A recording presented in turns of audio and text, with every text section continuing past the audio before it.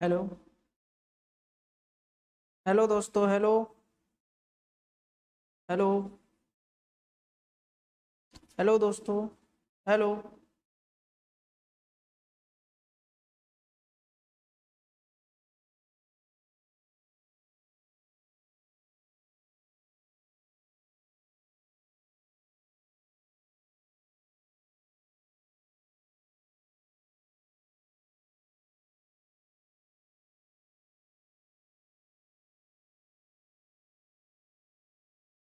Hello.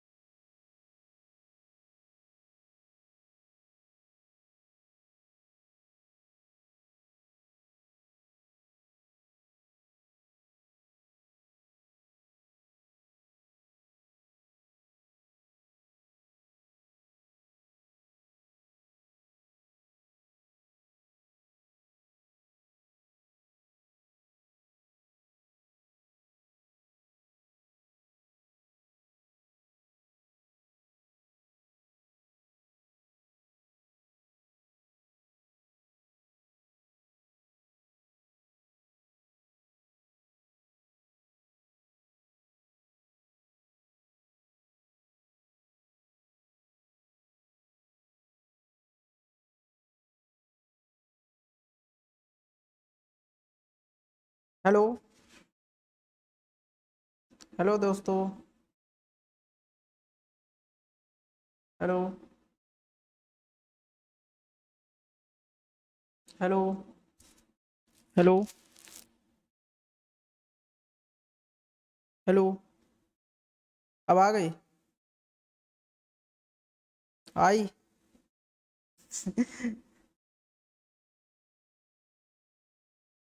आ रही है क्या? अब तो आना चाहिए।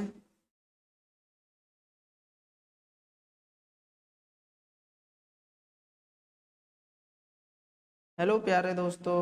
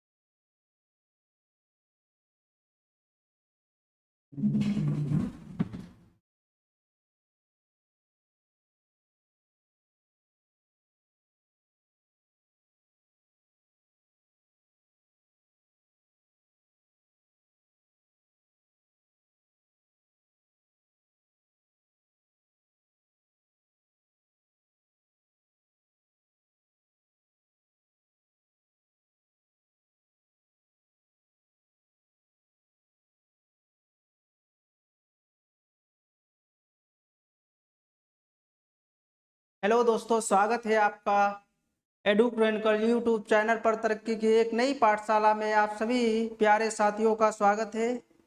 और आज की श्रृंखला बहुत ही इम्पोर्टेंट श्रृंखला होने वाली है। आप लोग सारे लोग हमसे जुड़ जाइए, सारे लोग हमसे जुड़ जाइए। कुछ टेक्निकल इश्यूज हो जाने के कारण थोड़ी प्रॉब्लम हो गई थी, इसलिए नहीं आ सके।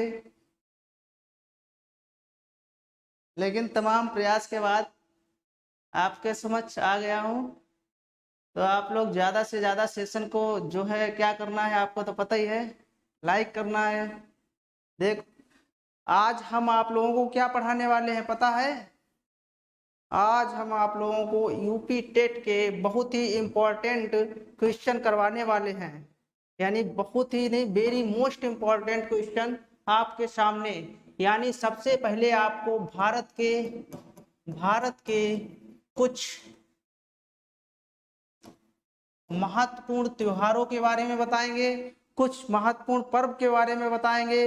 यानी जो यूपी टेट को ध्यान में रख करके सीरीज बनाई गई। जी सर, ठीक है। तो देखिए सर जी भी हमारी क्लास में आ चुके हैं। ये देखो, पहला पर्व आपके स्क्रीन पर आ चुका है। पहला क्वेश्चन क्या कह रहा है? पहला क्वेश्चन कह रहा है कि उगादि पर्व, यानी जो उगादि पर्व है ये कहाँ मनाया जाता है? तो ऑप्शन होगा कर्नाटक। यानी उगादि पर्व मनाया जाता है कर्नाटक में। इसके साथ में जान लीजिए यह चैत्र माह में मनाया जाता है। कौन से माह में मनाया जाता है? यह चैत्र माह में मनाया जाने वाला त्योहार है। दूसरा, यह दक्षिण भारत में मनाया जाने वाला त्योहार है। यानी दक्षिण भारत में मनाया जाने वाला क्या है? दक्षिण भारत में मनाया जाने वाला पर्व है। क्या इतनी बात समझ पा रहे हैं हमारी आप लोग? क्या इतनी बात समझ में आ रही है? चलते हैं अगले क्वेश्चन की ओर। देखिए पोंगल, यानी पोंगल कहाँ का त्योहार है? तो आपका ऑप्शन क्या होगा? पोंगल तमिलनाडु का प्रमुख त्योहार है। पोंगल क्यों मनाया जाता है? जानने वाली तो ये बात है, पोंगल इसलिए मनाया जाता है कि सूर्य देवता की इसमें क्या, सूर्य देवता की इसमें की जाती है क्या, पूजा की जाती है। और सूर्य देवता को क्या मानते हैं यहाँ के लोग? तमिलनाडु के लोग सूर्य देवता को अन्नदाता के नाम से जानते हैं और इसकी पूजा करते हैं। किसकी? सूर्य की करते हैं पूजा। और बता दें यह त्योहार जो है, यह त्योहार 4 दिन, यानी 4 दिनों तक लगातार चैत्र के महीने में 4 दिनों तक यह त्योहार मनाया जाता है। चलते हैं अगले क्वेश्चन की ओर। गुड़ी पर्व, यानी गुड़ी पर्व महाराष्ट्र में, यानी गुड़ी पर्व कहाँ मनाया जाता है? महाराष्ट्र में मनाया जाता है। साथ में यह भी कहाँ मनाया, किस दक्षिण भारत में मनाया जाने वाला क्या है? त्योहार है। जैसे कि देखिए आप लोग, गुड़ी पर्व हो गया, उगादि हो गया, ये सारे यानी गुड़ी उगादि पर्व जो है ये दक्षिण भारत में मनाए जाने वाले प्रमुख त्योहार है। इसमें जो महिलाएं होती हैं, घर की महिलाएं होती हैं, वो क्या करती हैं? गणेश जी का वंदन करती हैं, यानी अभिनंदन करती हैं।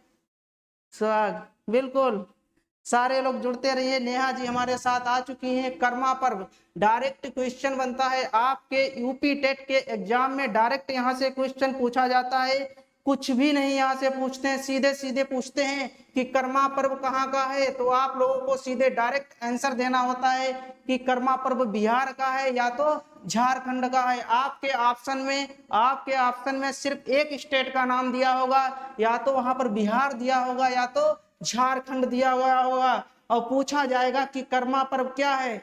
तो इसमें क्या होता है, इसमें जो महिलाएं होती हैं और जो पुरुष होते हैं वो क्या करते हैं? महिलाएं पुरुष होते हैं कलश को सजाते हैं और पूजा करते हैं। यानी घर की महिलाएं बहुत उत्सुकता के साथ क्या करती हैं? पूजा पाठ करती हैं और घर में एक अलग सा माहौल देखने को मिलता है। चलते हैं आगे की ओर। देखिए लठमार होली कहाँ? इसको देखिए, लठमार होली जो आपके यूपी की फेमस होली यानी मथुरा, ये लठमार होली मथुरा यानी उत्तर प्रदेश में जो पड़ता है वहां पर मनाई जाती है। इस होली के त्योहार में क्या होता है, यानी लठमार में क्या होता है? तो नंदगांव के कौन थे? नंदगांव के थे भगवान श्री कृष्ण। इसलिए नंदगांव के जो पुरुष होते हैं, यानी नंदगांव के जो पुरुष होते हैं और बरसाना की होती हैं गोपियां, क्या होती हैं? बरसाना की जो गोपियां होती हैं ये क्या करती हैं, ये जो है इन पुरुषों के साथ क्या करती हैं, नंदगांव के पुरुष होते हैं और बरसाना की होती हैं गोपियां, इन इसके साथ खेलते हैं होली, यानी लठमार होली खेलते हैं। इसमें क्या होता है, लठमार होली में सर जी चश्मा लगाकर अच्छे लग रहे हो, बहुत बहुत धन्यवाद, बहुत बहुत धन्यवाद। अच्छे तो हम पहले से ही थे, ये तो हमारा बड़प्पन था। चलिए ठीक है, तो आप लोग समझ पा रहे हैं क्या ऐसी होली हमारे यहाँ खेली जाती है? तो हाँ, खेली जाती है। हमारे उत्तर प्रदेश, हमारे प्यारे से प्रदेश उत्तर प्रदेश में ये होली खेली जाती है। इसमें गोपियां भी होती हैं। क्या होती हैं? इसमें गोपियां भी होती हैं। और इसमें क्या, इसमें पुरुष भी होते हैं। और ये कहाँ खेली जाती है लठमार होली? मथुरा यानी उत्तर प्रदेश में। चलते हैं महाकुंभ, यानी महाकुंभ इलाहाबाद उत्तर प्रदेश, हरिद्वार उत्तराखंड, उज्जैन एमपी और नासिक महाराष्ट्र। यानी जो भी आपका महाकुंभ है ये 4 जगह लगता है, यानी 4 राज्यों में लगता है। अगर बात करें इलाहाबाद और हरिद्वार की, तो आपके एग्जाम में क्वेश्चन आएगा, वो जो इलाहाबाद है और हरिद्वार है ये किस नदी के किनारे पर हैं? तो आपका आंसर होना चाहिए बेटा कि ये गंगा नदी के किनारे बसे हुए हैं। दूसरा क्वेश्चन भी यहाँ से देखने को मिलता है। क्या देखने को मिलता है? जो उज्जैन है ये किस नदी के किनारे है? तो आपका आंसर होना चाहिए सर ये क्षिप्रा नदी के तट पर बसा हुआ है। तीसरा नासिक, यानी नासिक जो कहाँ है, महाराष्ट्र में पड़ता है। तो हम आपसे कहेंगे कि बेटा इसका क्वेश्चन क्या होगा, इसका आंसर क्या होगा? तो आप लोग बताएंगे सर ये गोदावरी के किनारे, यानी ये गोदावरी के किनारे पर बसा हुआ है। क्या? गोदावरी के किनारे बसा हुआ है। नासिक जो कहाँ पड़ता है, आपके महाराष्ट्र में पड़ता है। उज्जैन किसके किनारे बसा है, यानी किस नदी के किनारे? तो आपका आंसर होगा सर क्षिप्रा नदी के किनारे पर हमारा उज्जैन है। और बात इलाहाबाद किया जाए, यानी बात प्रयागराज किया जाए, तो प्रयागराज कहाँ स्थित है? गंगा, यानी गंगा यमुना सरस्वती के संगम पर क्या मिलता है? हमारा इलाहाबाद, यानी प्रयागराज और हरिद्वार ये भी गंगा नदी के तट पर बसा हुआ है। गंगा नदी के तट पर बसा हुआ है। चलते हैं अगले क्वेश्चन की ओर। पुष्कर मेला, राजस्थान का पुष्कर मेला हो जाता है क्या? अजमेर में लगता है, यानी पुष्कर मेला कहाँ लगता है? अजमेर में लगता है। इस मेले में क्या होता है? इस मेले में ये सबसे बड़ा मेला हो जाता है। और इस मेले में ऊंट है और ये पशुओं का मेला बोला जाता है, यानी पशुओं का सबसे बड़ा मेला बोला जाता है पुष्कर, जो राजस्थान में लगता है। साथ में आपको बता दें यहाँ कई तरीके के विदेशी पर्यटक भी आया करते हैं घूमने के लिए। विदेशी पर्यटक भी आते हैं क्या घूमने के लिए, यानी सैलानी भी आते हैं घूमने के लिए। साथ में आप लोग ये भी जान लीजिए जो आपकी कठपुतली, यानी जो कठपुतली है वो भी किससे रिलेटेड हो जाता है? कठपुतली भी आपकी रिलेटेड हो जाती है। कहाँ से? राजस्थान से। इसके बाद में अगर सुइया की बात करें, यानी सुइया मेला कहाँ लगता है, तो आप तुरंत जवाब देंगे जो सुइया है वो भी राजस्थान से ही रिलेटेड हो जाती है। इतनी सारी बातें होती है। मोस्ट इम्पोर्टेंट कुसुम, वेरी नाइस। मैम जी भी हमारे साथ जुड़ चुकी हैं, बिल्कुल त्रिवेणी के किनारे, यानी त्रिवेणी के किनारे। चलते हैं आगे। हाथी उत्सव, यानी हाथी उत्सव, चाहे हाथी उत्सव या पुष्कर मेला आ जाए, चाहे सुइया मेला आ जाए, यानी चाहे घूमर डांस आ जाए, यानी ये सब क्या है? ये सब राजस्थान से हो जाता है रिलेटेड। यानी हाथी उत्सव जयपुर में लगता है। और इसके साथ में सीख लीजिए जयपुर में क्या है आपका? जयपुर में हवा महल है। और इस हवा महल को किसने बनवाया था? अगर हम बच्चा क्वेश्चन करें इस हवा महल को किसने बनाया था, तो आपका जवाब होगा सवाई जय सिंह, यानी सवाई जय सिंह ने हवा महल को बनवाया था। सवाई जय सिंह ने हवा महल को बनवाया था। चलते हैं अगले क्वेश्चन की ओर।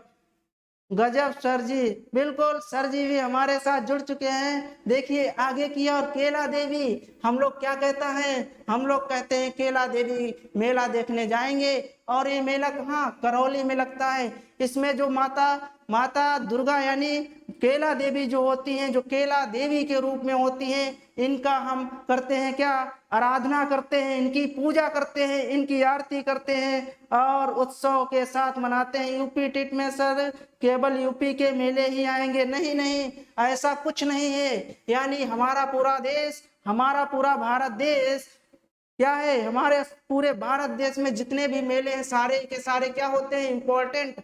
हम उन्हीं मेलों की यहाँ पर चर्चा करेंगे जो आपके आपके एग्जाम में आने लायक हैं। हम उन मेलों की चर्चा नहीं करेंगे जो नहीं आते हैं। तो देखिए केला देवी करौली, साथ में यह भी बता दें कि मेले से कुछ नहीं आता है, सीधे सीधे ये पूछेगा कि केला देवी मेला रिलेटेड टू करौली, यानी कि related to Suiya, related to Rajasthan, Lathmar related to Mathura यानी बरसाना, ये सारी चीजें होती हैं।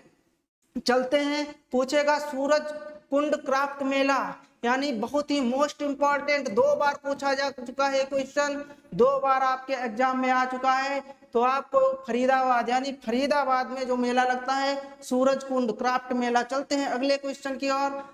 सुरहकुल ताज महोत्सव, बहुत ही इंपॉर्टेंट क्वेश्चन आपके एग्जाम की दृष्टि से, क्योंकि ये आगरा में यानी आगरा में आपका ये महोत्सव का आयोजन होता है आगरा में। और देखिए ये क्या है, ये ताजमहल है, ताजमहल है यानी मुमताज की याद में बनवाया हुआ ताजमहल। ऐसा कौन बच्चा है जो अपनी मुमताज की याद में ताजमहल बनवाएगा? है कोई बच्चा ऐसा? कल महामैराथन क्लास है 12 बजे से सभी सब्जेक्ट की। देखिए आपको बता दें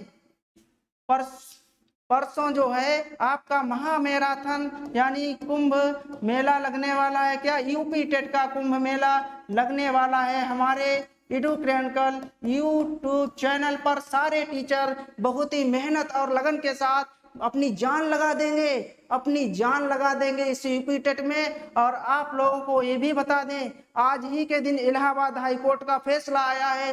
क्या फैसला आया है कि बीएड वालों को क्या किया गया है, बीएड वालों को प्राथमिक भर्ती से बाहर कर दिया गया है। इसलिए जितने भी बीटीसी वाले साथी हैं, यानी जितने भी बीटीसी वाले साथी हैं वो इस यूपी टेट को क्वालिफाई करें। जस्ट भर्ती भी आने वाली है, यानी नौकरी आपके हाथ में है, नौकरी आपके हाथ में है, यानी नौकरी लेनी ही लेनी है। साथ में बता दें बीएड वाले भी बिल्कुल परेशान ना हो, क्योंकि बीएड वाले क्या हैं, बड़े भाई हैं, हमारे बहने हैं, यानी इनको परेशान होने की जरूरत नहीं है। इनकी भी भर्ती आएगी, जल्दी से जल्दी इनकी भी भर्ती आएगी। तो हम लोगों को क्या संयम बनाए रखना है। चलिए देखते हैं आगे की ओर। बाबा गरिया पूजा है, बाबा गरिया पूजा यानी कहाँ, त्रिपुरा में। यानी बाबा गरिया किससे रिलेटेड हो जाते हैं, त्रिपुरा से रिलेटेड हो जाते हैं। चलते हैं अगले क्वेश्चन। रथ यात्रा उत्सव, ये कहाँ, रथ यात्रा उत्सव आपके पूरी उड़ीसा, यानी पूरी उड़ीसा में रथ यात्रा निकाली जाती है। इसमें तमाम तरीके के दर्शक लोग इकट्ठा होते हैं, तमाम तरीके के सैलानी आते हैं और यात्रा को शुरू करते हैं और बहुत ही अच्छा उत्सव है। देखिए दुमका का हिजला, यानी पूछेगा क्वेश्चन कि दुमका का हिजला रिलेटेड टू किससे, मयूराक्षी नदी के तट पर, ये मयूराक्षी नदी के तट पर बसा मतलब ये लगता है मेला। यानी जो दुमका का हिजला मेला है ये मयूराक्षी नदी के तट पर लगने वाला मेला है। क्वेश्चन ये भी आ सकता है कि दुमका का हिजला मेला जो लगता है वो किस नदी के तट पर लगता है, तो आपको आना चाहिए कि मयूराक्षी। यानी चलते हैं अगले क्वेश्चन की ओर। विशु पर्व, विशु पर्व एक केरल का एक फेमस पर्व है, यानी विशु पर्व। इसमें जो है घर की महिलाएं छोटी बच्चियों को क्या करती हैं, लाड़ प्यार से उनको सजाती हैं। यानी देखिए आप लोग देख पा रहे होंगे, और उनको तमाम तरीके के फल वगैरह और बहुत ही उत्सव के साथ बेटियों को क्या करते हैं, हमारे साथ सारे लोग जुड़े हुए हैं, देख पा रहे हैं। चलते हैं अगले क्वेश्चन की ओर। हरियाली अमावस्या मेला, यानी जो हरियाली अमावस्या मेला है वो उदयपुर, यानी उदयपुर भी कहाँ है, उदयपुर भी हमारे राजस्थान में है। और ये भी रिलेटेड हो जाता है किससे, ये भी रिलेटेड हो जाता है राजस्थान से। और सालासर मेला, यानी सालासर मेला ये भी राजस्थान में। आप लोग जानते हैं जितने भी मेले हैं उनमें कहीं ना कहीं बच्चों के लिए बहुत ही खुशी की बात होती है कि यहाँ पर जाएंगे। ये देख पा रहे हैं, ये आप लोग देख पा रहे हैं कि ये क्या है, झूला है। इस झूले में कौन कौन बैठता है, कौन कौन बैठा है। हमारी क्लास में जितने बच्चे हैं सभी ने ये झूला झूला होगा, यानी ये झूला झूला होगा। चलते हैं अगले, सुइया मेला। सुइया मेला रिलेटेड हो जाता है राजस्थान से, और बेड़ेसर मेला राजस्थान, यानी सुइया और बेड़ेसर रिलेटेड टू राजस्थान। चलते हैं अगले क्वेश्चन की ओर। नैना देवी मेला, ये हिमाचल प्रदेश का फेमस मेला है। चलते हैं आगे की ओर। अंबाजी मेला, ये गुजरात का है, यानी अंबाजी मेला है ये गुजरात का है। फिर आगे देखिए कपाल मोचन, यानी जो कपाल मोचन मेला है ये हरियाणा का फेमस मेला है। सारे क्वेश्चन इंपॉर्टेंट है। अगर कर दे सूर्य ग्रहण मेला कहाँ लगता है, तो ये सूर्य ग्रहण मेला लगता है हरियाणा में। सूर्य ग्रहण मेला कहाँ लगता है, तो आपका क्वेश्चन होगा हरियाणा में। एक चीज और सिखा दें आपको, सूर्य ग्रहण कब होता है। अगर आपसे कोई कह दे सूर्य ग्रहण कब होता है, तो आप लोग कहेंगे जब सूर्य चंद्रमा, यानी सूर्य चंद्रमा और पृथ्वी इस तरीके से कुछ डायग्राम बनाते हैं, यानी पृथ्वी और सूर्य के बीच में जब चंद्रमा आ जाता है तो क्या होता है, सूर्य ग्रहण की स्थिति होती है। और ये जो सूर्य ग्रहण मेला देख पा रहे हैं ये आपका लगता है हरियाणा में। चलते हैं अगले पॉइंट की ओर। सोनपुर मेला, यानी सोनपुर पशु मेला, ये बिहार का फेमस मेला है, यानी सोनपुर पशु मेला ये बिहार का फेमस मेला है। चलते हैं आगे अगले क्वेश्चन की ओर। पूर्णागिरी, पूर्णागिरी उत्तराखंड, यानी जो संतोषी माता है, यानी इनका एक फेमस मंदिर है यहाँ पर। कहाँ, उत्तराखंड में। हम लोग क्या करते हैं, पूर्णागिरी जाते हैं क्या, घूमने के लिए, माता जी के दर्शन करने के लिए जाते हैं। और 7 किलोमीटर पैदल चल करके इनके दर्शन होते हैं। कहाँ, उत्तराखंड में। आगे चलते हैं। हरेला, हरेला पर्व भी होता है जो कहाँ मनाया जाता है, और हरेला मेले का नाम भी है, तो दोनों मनाए जाते हैं भीमताल और उत्तराखंड में। चलते हैं आगे की ओर। माघ मेला, माघ का मेला होता है ये प्रयागराज में, यानी प्रयागराज में प्रत्येक वर्ष लगता है। और जो कुंभ का मेला है वो कितने साल बाद, 12 वर्ष बाद, यानी 12 वर्ष के बाद कुंभ का मेला भी प्रयागराज में लगता है। और बता दें, जो आपका कुंभ का मेला है कितनी जगह पर लगता है, तो आपका जवाब होगा 4 जगह पर लगता है। अगर हम आपसे पूछे ये 4 जगह कौन कौन सी हैं, तो आप बताएंगे एक तो हो गया प्रयागराज, दूसरा कौन सा हो गया आपका नासिक हो गया, यानी नासिक, ये कहाँ है, महाराष्ट्र में। तीसरा कौन सा हो गया, हरिद्वार हो गया। और चौथा कौन सा हो गया, आप लोग बताएं चौथा कौन सा है, चौथा कौन सा है, बताएगा कोई, बताएगा।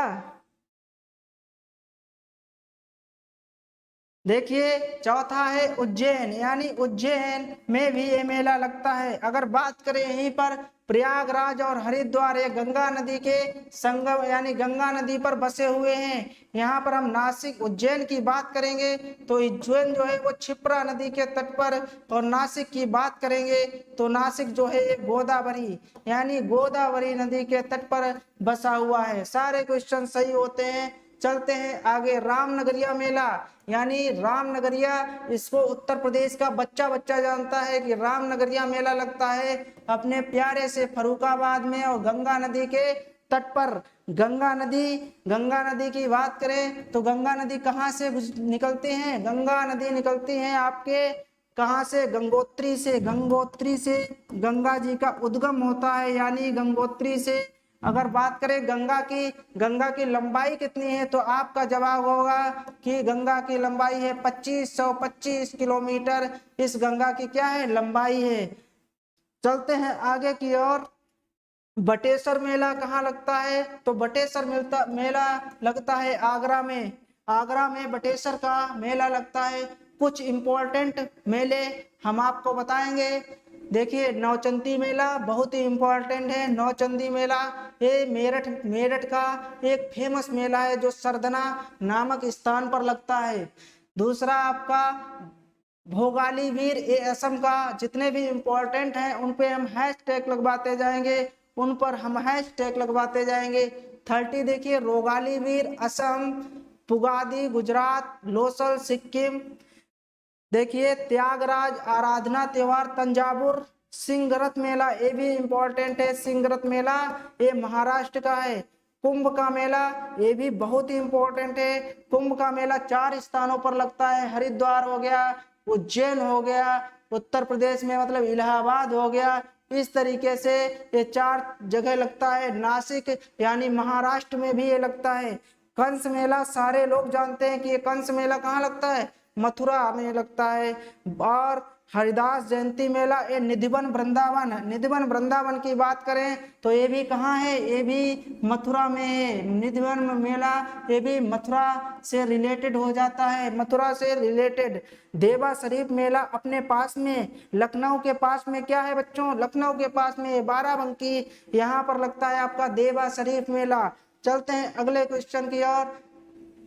देखिए श्रृंगी रामपुर मेला यानी फर्रुखाबाद में लगता है। श्रृंगी रामपुर मेला ये फर्रुखाबाद का फेमस मेला है। अगर बात करेंगे सैयद सलार गाजी मेला ये बहराइच में लगता है।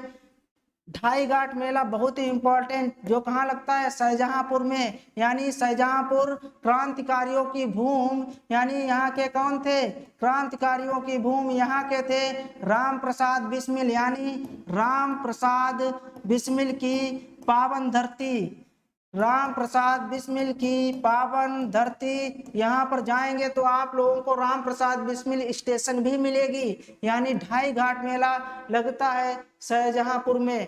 कार्तिक या परिक्रमा मेला अयोध्या यानी फैजाबाद में राम यानी रामनगरिया में लगता है ये मेला। उसके बाद में नेमी साहने, यानी जब नेमी साहने में घूमने जाएंगे तो वहां पर परिक्रमा मेला। और ये नेमिष धाम जो है, नेमिष धाम है ये सीतापुर में, यानी अपने पास ही में अपने करीब में सीतापुर में ये मेला लगता है फागुन में, यानी फागुन माह में। ये जो फागुन दिखाई दे रहा है ये हिंदी में कहते हैं इसको फागुन महीने। देखिए गोला गोकर्णनाथ, गोला गोकर्णनाथ की बात करें तो इसे छोटी काशी के नाम से जाना जाता है। अगर कोई आपसे कह दे छोटी काशी तो आपका जवाब होगा गोला गोकर्णनाथ, यानी ये लखीमपुर खीरी मकर संक्रांति वाले दिन ये लगता है गोला गोकर्णनाथ का मेला।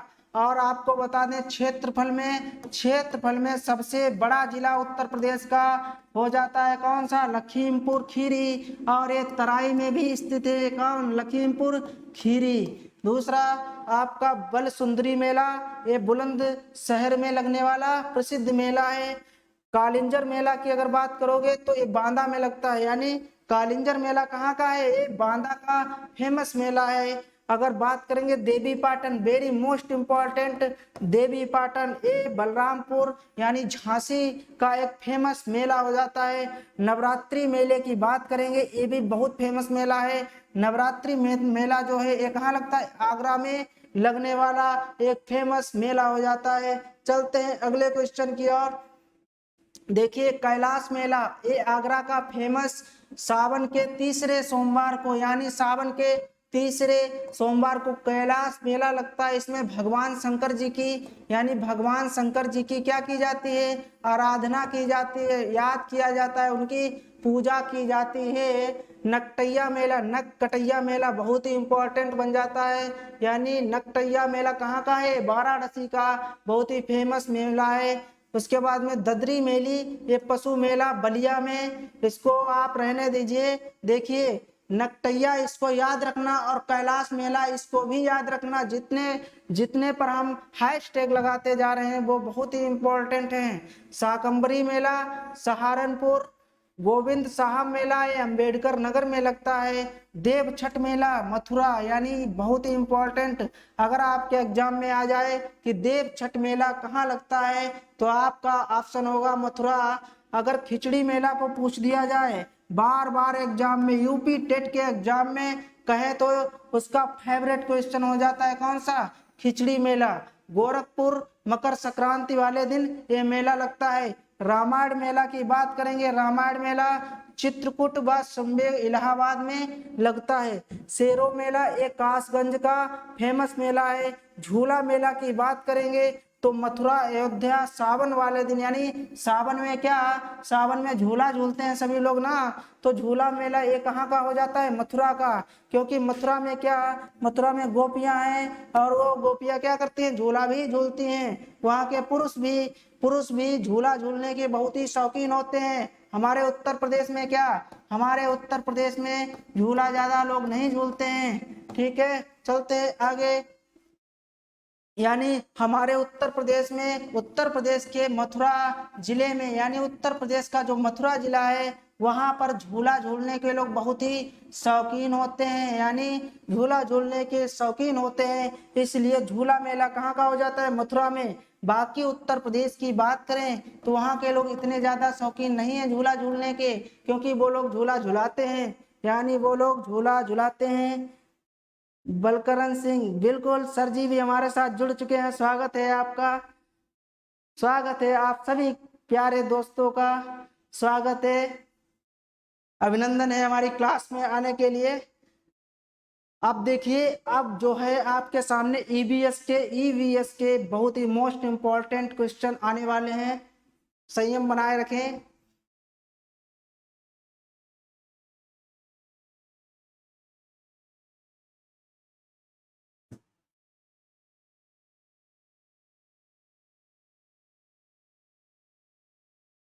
पहला क्वेश्चन आ चुका है, बहुत आराम से हम लोग करेंगे क्वेश्चनों को।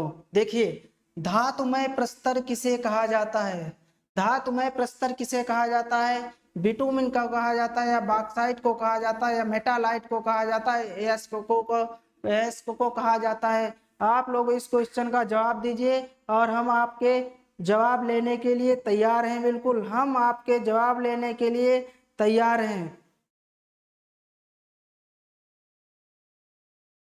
बताइए इसका जवाब क्या होगा। बिटुमिनस की बात करें, ये बिटुमिनस क्या है, ये बिटुमिनस क्या है, एक कोयला है। बिटुमिनस क्या है, एक कोयला हो जाता है।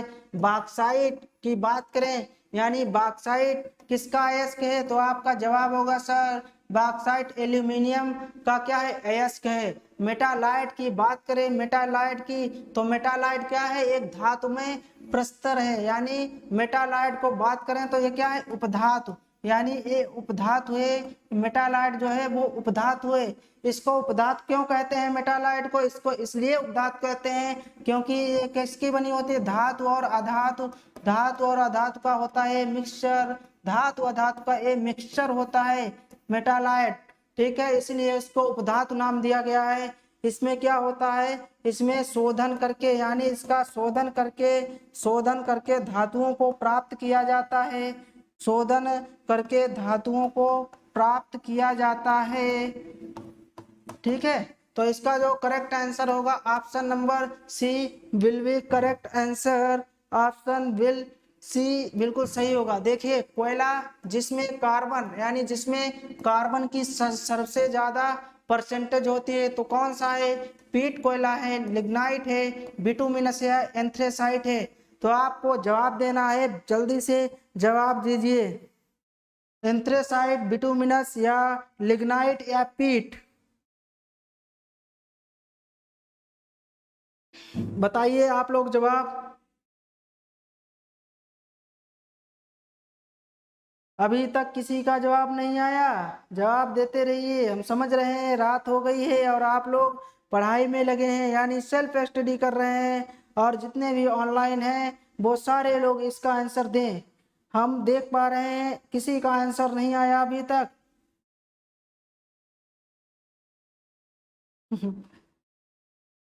आंसर दीजिए।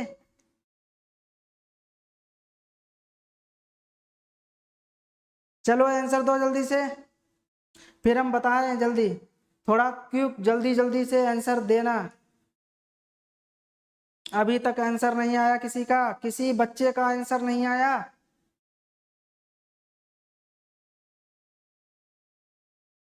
डी, नेहा साक्य ने डी दिया है, नेहा का आंसर आ गया है 2 का डी, यानी 2 का डी आंसर आ चुका है।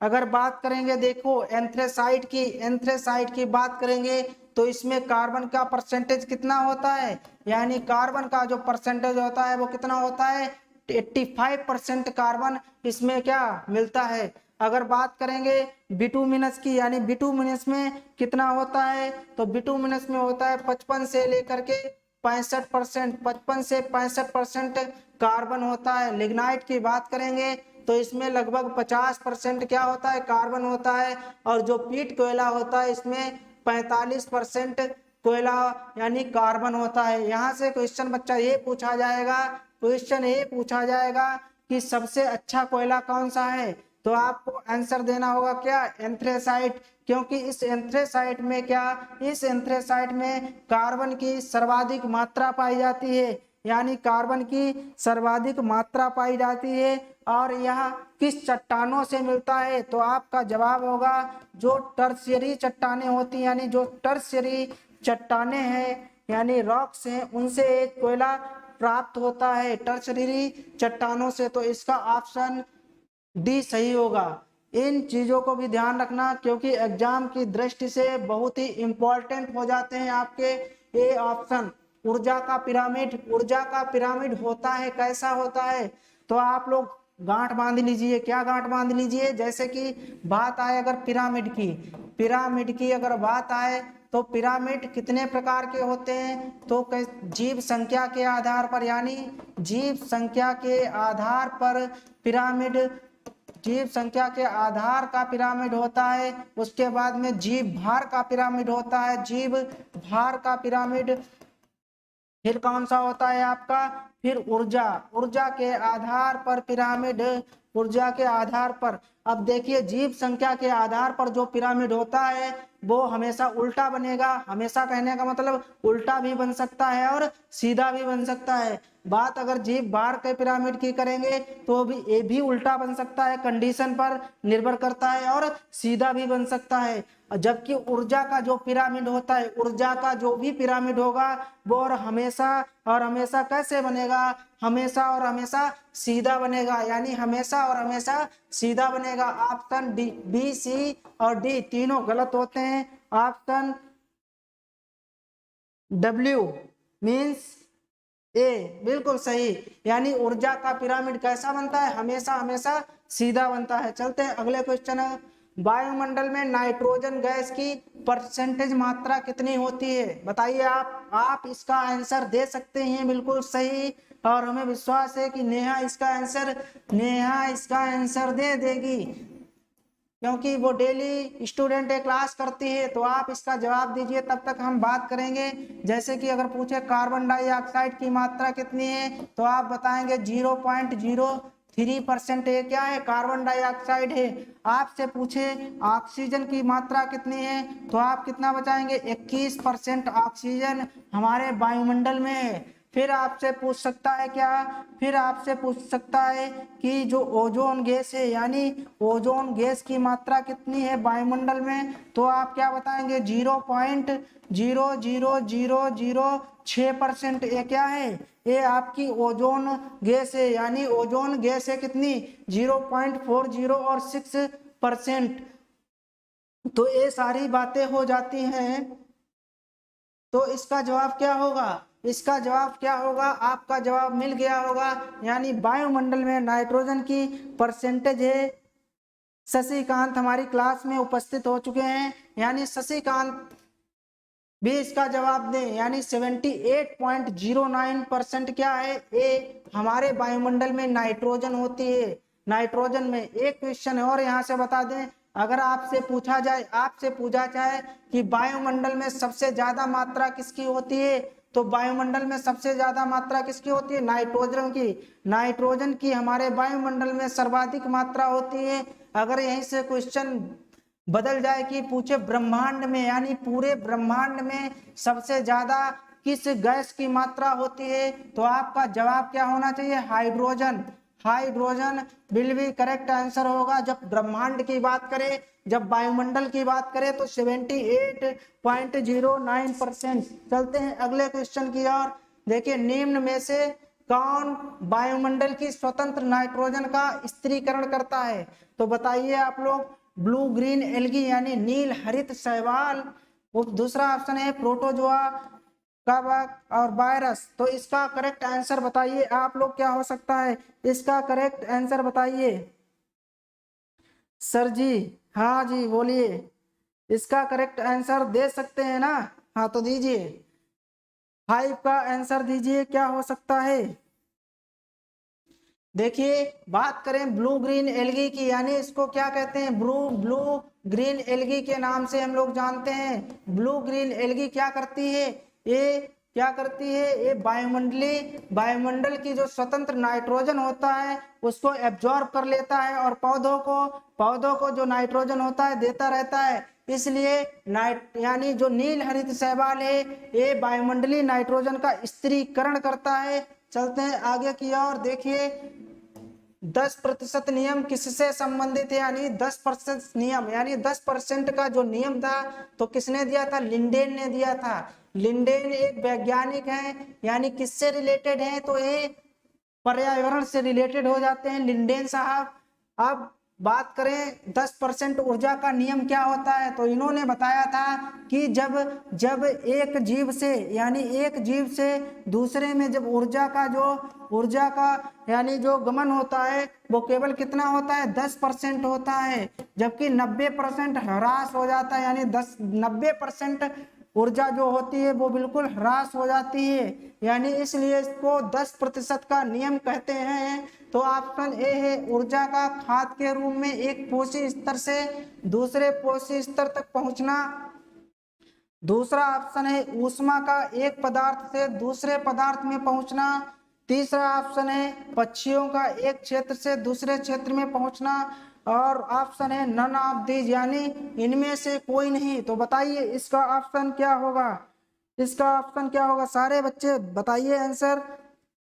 जी बिल्कुल सर, सर जी भी हमारे साथ जुड़ चुके हैं, सर जी भी इसका आंसर दे सकते हैं, हमारे सर जी भी इसका आंसर दे सकते हैं। नेहा का जवाब आज वाह गुरुजी, गूगल, बिल्कुल। देखिए ये ऑप्शन क्यों होगा, क्योंकि ऊर्जा का खाद के रूप में एक पोषी स्तर से दूसरे पोषी स्तर तक पहुंचना क्या कहलाता है, 10% का नियम कहलाता है। क्यों कहलाता है, क्योंकि ऊर्जा जो होती है जब एक से दूसरे में जाएगी तो 10% का क्या होगा, 10% उसमें ऊर्जा जाएगी, जबकि 90% क्या होगी, ह्रास हो जाएगी। चलते हैं अगले क्वेश्चन की ओर। जीव भार का पिरामिड किस पारिस्थितिकी तंत्र में उलट जाता है, जीव भार, यानी कि एक बात ध्यान रखना, एक बात ये ध्यान रखना, जीव भार यानी कि सेंस लगाओ, कॉमन सेंस लगाओ। जैसे कि जीव भार क्या हो सकता है, जैसे कि हम लोगों का भार, पक्षियों का भार, या कहें तो पेड़ पौधों का भार। इसके आधार पर आप लोग आंसर लगाइए।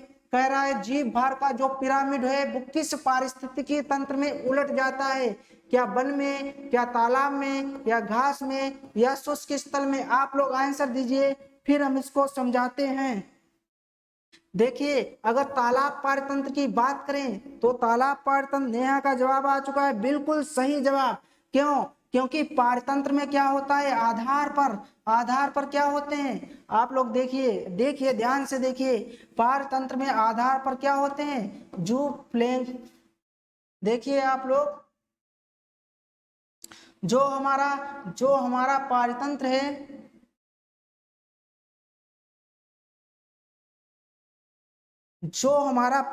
है, उसमें इस तरीके से कुछ बनता है जीव भार का पिरामिड।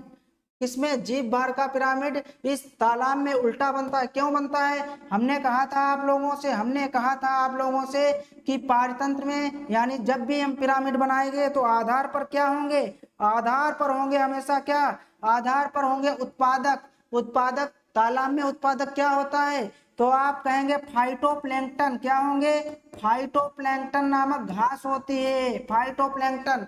और इस फाइटोप्लैंक्टन को खाने के लिए कौन होता, तो आप कहेंगे सर जू प्लैंक्टन। कौन होता है, जू प्लैंक्टन, यानी जू प्लैंक्टन का भार इस फाइटोप्लैंक्टन की अपेक्षा ज्यादा है। उसके बाद में इस फाइटोप्लैंक्टन को कौन खाएगा, तो आप कहेंगे सर छोटी मछली खाएगी, यानी छोटी मछली खाएगी। आप देख पा रहे हैं क्या इसका भार बढ़ता जा रहा है, जी बिल्कुल। इधर देखिए, यहाँ छोटी मछली को कौन खाएगा, तो आप कहेंगे सर इसको खाएगी बड़ी मछली, यानी बड़ी मछली इसको खाएगी। अगर बात करें इस बड़ी मछली को भी तो कोई खाने वाला है, तो आप कहेंगे इस बड़ी मछली को कौन खाएगा? बगुला खाएगा, यानी बगुला खाएगा।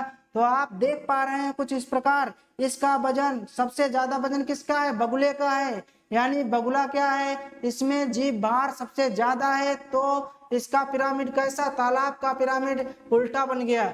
चलते हैं अगले क्वेश्चन की ओर। निम्नलिखित वृक्षों में से कौन पारिस्थितिकी मित्र नहीं है? नया जवाब दो इसका, क्या हो सकता है? बबूल, यूकेलिप्टस, नीम या पीपल? कौन सा इसका सही जवाब है? बिल्कुल बिल्कुल सही जवाब दे रहे हैं आप लोग। इसको गांव की भाषा में क्या कहते हैं? लिप्टिस। क्या कहते हैं? लिप्टिस कहते हैं, जो खेतों के किनारे लगवाते हैं लोग, जिससे प्रोडक्शन क्या होता है, यानी कि आय बढ़ाने का भी एक साधन है लिप्टिस, जो कम दिनों में तैयार हो जाता है। इसका ऑप्शन क्या होगा? अभी 50 क्वेश्चन है, कहने का मतलब 42 क्वेश्चन करवाएंगे। देखिए, अगर बात करें यूकेलिप्टस, तो ये क्या है? ये पारिस्थितिकी का मित्र नहीं है, क्या है? शत्रु है। चलते हैं अगले क्वेश्चन की ओर। स्वच्छ जल समुदाय में लैंटिक, लैंटिक का मतलब होता है क्या? लैंटिक क्या मतलब होता है? कोई जल है वो रुका ना हो, कैसा हो? बहाव में हो, उसको कहते हैं लैंटिक। तो बताइए, तालाबों एवं दलदलों में, झरना एवं नदी में, या तालाब एवं नदी में, ना उपयुक्त सभी? इसका जवाब दीजिए आप लोग। आप लोग 9 का जवाब दीजिए।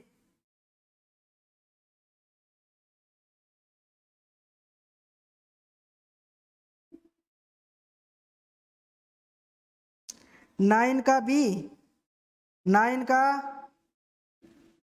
देखिए आप लोग, देखिए लेंटिक, एक होता है लेंटिक और दूसरा होता है लोन्टिक, तो दोनों अलग अलग हैं। लेंटिक का मतलब क्या होता है? लेंटिक का मतलब होता है जो पानी है वो क्या है? भरा हुआ है, यानी भरा हुआ है, वो ठहरा हुआ है, इसको कहते हैं लेंटिक। लोन्टिक का मतलब लोट लोट कर, लोट लोट कर मतलब चलता हुआ पानी, यानी चलता हुआ पानी। यानी अगर देखें तो इसमें क्या सही होगा? क्या तालाब और नदी, तालाब और नदी की बात करें तो ये कैसा होगा? ये लॉन्टिक का होगा, तो ये भी गलत हो जाएगा। झरना और नदी की बात करेंगे तो ये भी नहीं। जो ठहरा जल है वो कौन सा है? दलदल का और तालाब का, यानी ऑप्शन नंबर ए बिल्कुल करेक्ट आंसर। मैम जी भी आंसर दे रही हैं, बिल्कुल इसी प्रकार से मैम जी भी आंसर देंगी। ठीक है, 9 का बी बता रही हैं, यानी झरना एवं नदी। चलिए चलते हैं आगे की ओर। दो भिन्न समुदायों के बीच संक्रमित क्षेत्र कहलाता है। तो बताइए, देखिए आप लोग, जैसे कि मान लो ये क्या है? ये देखो इकोक्लाइन कहते हैं इसको, क्या कहते हैं? इकोक्लाइन कहते हैं। और दूसरा क्या है? ये भी इकोक्लाइन है, इकोक्लाइन, यानी ये फर्स्ट वाला इकोक्लाइन है, ये सेकेंड वाला। इसका जो बीच वाला क्षेत्र होता है इसको क्या कहते हैं? इकोटोन कहते हैं। क्या कहते हैं? इकोटोन कहते हैं। तब तो ए होगा। बिल्कुल, हाँ बिल्कुल सही बात। अगर देखिए मैम जी, अगर आ जाए लेंटिक, लेंटिक का मतलब क्या होता है? ठहरा। लेंटिक का मतलब होता है ठहराव, यानी ठहरा हुआ जल। और जैसे ही क्वेश्चन में आए लोन्टिक, तो आप एक चीज ध्यान रखना, लोट लोट के, लोट लोट के कहने का मतलब लोट लोट के कौन चलेगा? जल चलेगा, क्योंकि यहाँ पर वाटर की बात हो रही है। तो लॉन्टिक का मतलब होता है बहता हुआ जल, और लेंटिक का मतलब होता है ठहरा हुआ जल। बात समझ में आई? इसको संक्रमित क्षेत्र को कहते हैं इकोटोन, यानी इकोटोन। 10 का डी बिल्कुल सही मैम ने आंसर दिया है। चलते हैं अगले क्वेश्चन। ओजोन परत, यानी जो ओजोन परत होती है मानव के लिए उपयोगी है। क्यों? ओजोन परत मानव के लिए क्यों उपयोगी है? क्योंकि सूर्य से आने वाली जो अल्ट्रावायलेट किरणें हैं उनसे हमारी क्या करती है? उनसे हमें प्रोटेक्शन, यानी हमारी रक्षा प्रदान करती है। तो आप इसका आंसर दीजिए 11 का। पहला ऑप्शन, वह वायुमंडल को ऑक्सीजन प्रदान करती है। दूसरा ऑप्शन, वह सूर्य की अल्ट्रावायलेट किरणों को पृथ्वी पर नहीं आने देती है। तीसरा ऑप्शन, वह पृथ्वी का संतुलित रखती है। तो आपका आंसर क्या होगा? आपका आंसर ऑप्शन नंबर बी एकदम होता है सही। क्यों सही होता है? क्योंकि सूर्य से आने वाली जो अल्ट्रावायलेट किरणें हैं उनसे हमारी रक्षा करती है। और उर्वशी जी भी हमारे साथ, यानी उर्वशी भी जुड़ चुकी हैं। मुंबई से हैं क्या आप? मुंबई से हैं। यानी देखो आप लोग, अल्ट्रावायलेट किरणें जब हमारे पृथ्वी पर आती हैं तो क्या घातक होती हैं, मनुष्य के लिए होती हैं अल्ट्रावायलेट किरणें घातक। अगर बात करें कैसे घातक होती हैं, तो ये स्किन से रिलेटेड क्या स्किन कैंसर बना देती हैं, स्किन कैंसर। यानी स्किन कैंसर अगर बात करें यूवी, यानी यूवी की बात करें तो सबसे खतरनाक सी होगा। यानी चलते हैं अगले क्वेश्चन की ओर, जल्दी जल्दी क्विक फास्ट आंसर। समताप मंडल में ओजोन के स्तर को प्राकृतिक रूप से विनियमित किया जाता है, तो बताइए किसके द्वारा विनियमित किया जाता है, नाइट्रस ऑक्साइड, नाइट्रोजन ऑक्साइड या CFC या जल वाष्प के द्वारा। बताइए इस क्वेश्चन का आंसर क्या हो सकता है। तो आपको पता है नाइट्रस ऑक्साइड की बात करें, ये भी क्या नाइट्रस ऑक्साइड भी क्या होते हैं, ये भी ओजोन, जो ओजोन लेयर है उसको लिए क्या है घातक है। CFC की बात करें, ये भी क्या हो जाती है घातक हो जाती है। जल वाष्प ये भी क्या होती है घातक होती है। जो नाइट्रोजन ऑक्साइड है ये कैसी है विनियमित करती है, यानी कंट्रोल करती है किसको, ओजोन। यानी समताप मंडल में जो परत है कौन सी, ओजोन लेयर, उसको विनियमित करती है। तो इसका ऑप्शन नंबर बी, अल्ट्रावायलेट किरणों से स्किन कैंसर होता है। बिल्कुल सही जा रही हैं मैम, आप बिल्कुल सही जा रहे हैं। और नेहा साक्य ये बता रहे हैं नहीं नहीं नहीं, देखिए अब आप लोग सुन लीजिए, देखिए इधर, देखिए इधर बोर्ड की तरफ देखिए। हम आपको दूसरा क्वेश्चन यहाँ पर बता रहे हैं, जैसे कि जब ग्लोबल वार्मिंग होता है, यानी ग्लोबल वार्मिंग क्यों होता है, क्योंकि इसमें ये होता है जैसे कि वातावरण में हमारे कार्बन डाइऑक्साइड की मात्रा ज्यादा होती है। जैसे समझने के लिए, जब सूर्य की किरणें आएंगी, जहां पर कार्बन डाइऑक्साइड की मात्रा ज्यादा होगी, वहां पर सूर्य ये कार्बन डाइऑक्साइड क्या करेगी, उन किरणों को एब्जॉर्ब कर लेगी अपने में, और ग्लोबल वार्मिंग के लिए क्या हो जाएगी, जिम्मेदार हो जाएगी। इस बात को समझें, ठीक है। चलते हैं अगले क्वेश्चन की ओर। अवसादी सेलों के लिए निम्न में से कौन सा कथन सत्य है। अवसादी सेल की बात कर रहा है, सेल यानी चट्टान की बात कर रहा है ना, चट्टान की रॉक्स की बात कर रहा है। सेलों के लिए निम्न में से कौन सा कथन सत्य है, तो बताइए ये वे सेलें हैं जिनकी संरचना ताप और दाब पर निर्भर करती है। ये शैलें क्रिस्टलीय हैं, ये शैलें स्तरों में निक्षेपित हैं, यह शैलें जल में नहीं निर्मित हो सकती हैं। आपको हम विश्वास दिलाते हैं कि UPTT का पेपर होगा, उसमें आज हमारे 50 क्वेश्चन है। इन 50 में से कम नहीं 8 से 10 सवाल ऐसे होंगे जो आपको क्या, जो आपको मिलेंगे वहां पर, और आप बाद में बताएंगे आकर हमको कि सर ये आया था। तो 13 का जवाब दीजिए और सेशन का आनंद लीजिए। देखिए अवसादी सेल यानी नाम से ही लग रहा है अवसाद से बने हुए सेल हैं। किससे बने हुए हैं, अवसाद से बने हुए हैं। यानी या तो इसमें कौन सा इग्नियस रॉक्स होगा, या इग्नियस या मेटामॉर्फिक रॉक्स होगा। तो ऐसे सेल जो होते हैं स्तरों में कैसे होते हैं, निक्षेपित होते हैं, यानी निक्षेपण से बनते हैं। निक्षेपण की क्रिया आप लोग पढ़े होंगे, क्योंकि आप लोग क्या कर रहे हैं, तैयारी कर रहे हैं।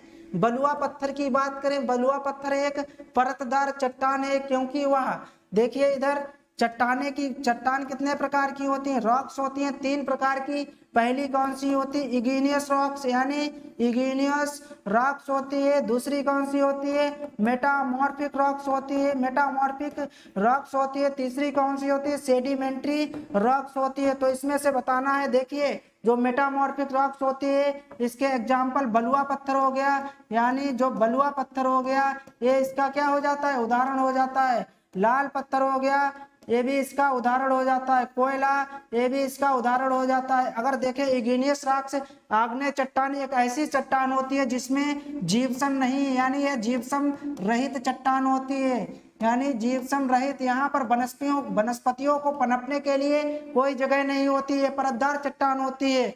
इसका ऑप्शन दीजिए कौन सा सही होगा। बलुआ पत्थर एक परतदार चट्टान है, क्योंकि वह क्या करती है, पानी के नीचे बनती है, यानी पानी के नीचे बनने के कारण यह परतदार चट्टान है। चलते हैं सी ऑप्शन, बिल्कुल नेहा का जवाब आ गया है। 15 का बताइए, अधोलिखित नीचे लिखी कौन सी चट्टान, फिर से रॉक्स की बात कर रहा है, फिर से चट्टान की बात कर रहा है। जीप्सम नहीं पाया जाता है, किसमें जीप्सम नहीं पाया जाता है। आप लोगों को जो 3 चट्टानें मैंने बताई हैं उनके यहाँ पर क्या है, उनके यहाँ पर एग्जाम्पल दिए गए हैं, उनके यहाँ पर उदाहरण दिए गए हैं। तो आप लोग बताइए इसमें से कौन सा सही होगा जिसमें जीप्सम नहीं पाया जाता है। तो आप लोग किसको पकड़िए, इग्नियस रॉक्स को पकड़ लीजिए, इग्नियस रॉक्स को पकड़ लीजिए। और इसको हिंदी में क्या कहते हैं, हिंदी में कहते हैं आग्नेय चट्टान। तो इसमें देखिए आग्नेय चट्टान का कौन सा उदाहरण है, आग्नेय चट्टान का इसमें से कौन सा उदाहरण है, और वही टिक कर दीजिए। आपका आंसर बिल्कुल होता है सही, यानी आपका आंसर बिल्कुल सही होगा। आप लोग बताइए कौन सा सही हो सकता है। तो जो ग्रेनाइट है, ग्रेनाइट किसका उदाहरण है, ग्रेनाइट इग्नियस रॉक्स का उदाहरण हो जाता है।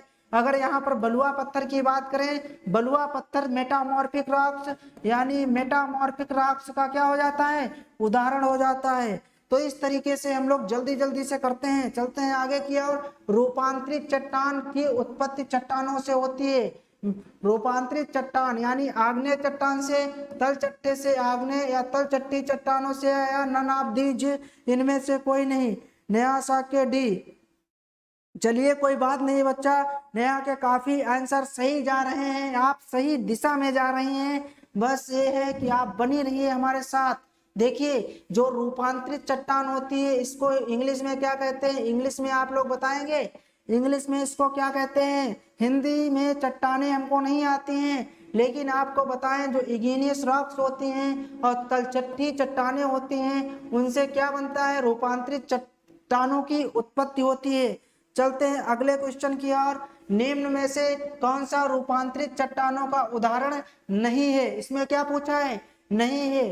क्या संगमरमर है, तो संगमरमर किसका है, संगमरमर आग्नेय चट्टान का है, किसका है,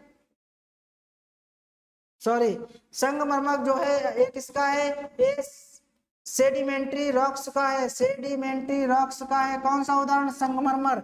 ग्रेनाइट की बात करें ये इग्नियस रॉक्स का है, इग्नियस रॉक्स का ये उदाहरण हो जाता है। अब आप लोग इसका आंसर दे सकते हैं 17 का कौन सा होगा। तो देखिए हमने आपको बताया था इग्नियस रॉक्स को क्या कहते हैं हिंदी में, आग्नेय चट्टान। क्या कहते हैं बेटा, आग्नेय चट्टान कहते हैं। ये उदाहरण जो है किसका नहीं है, यही उदाहरण आपका रूपांतरित चट्टान का नहीं है। इस तरीके से हम ऑप्शन को टिक करेंगे, इस तरीके से ऑप्शन को टिक करेंगे।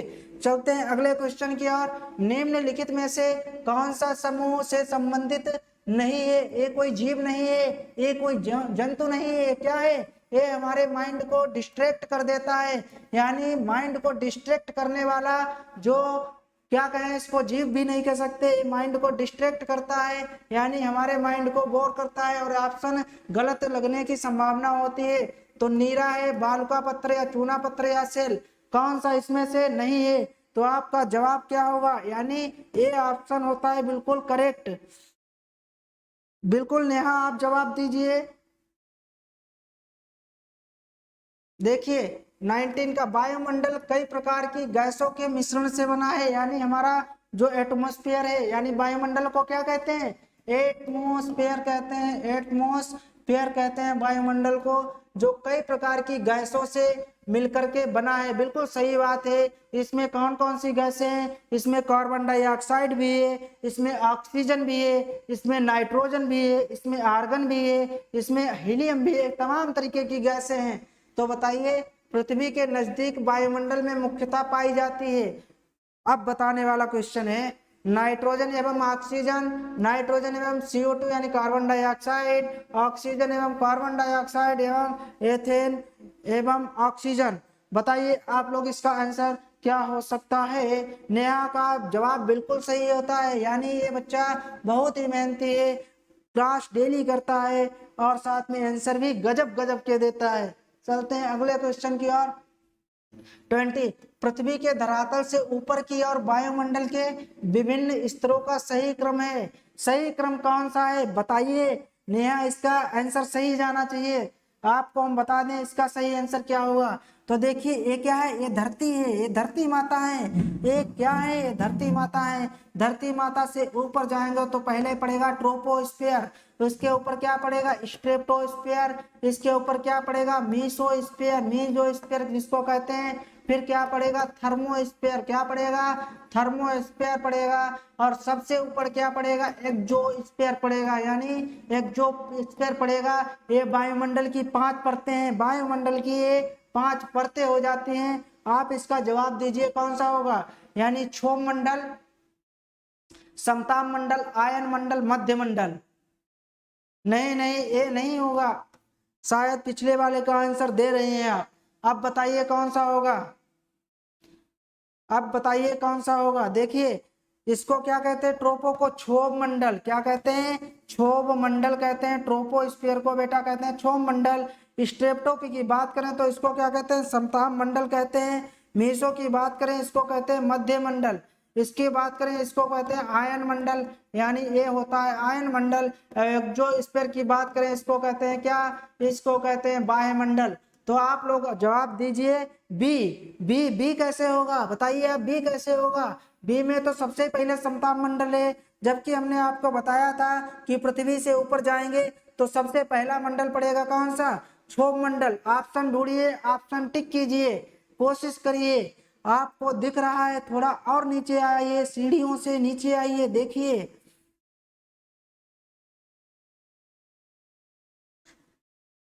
ऑप्शन बी, बी में तो देख रही हैं आप, समताप मंडल होगा।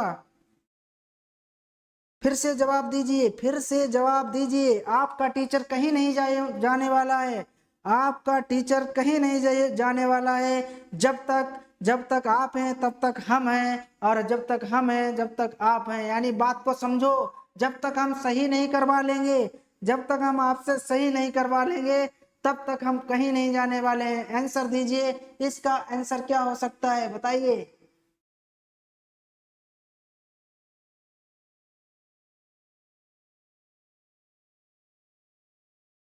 बताइए इसका आंसर क्या होगा।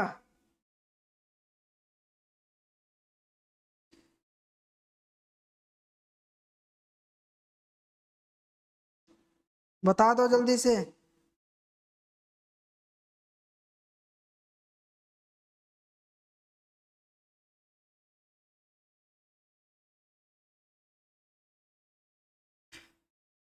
अभी तक आंसर नहीं आया है।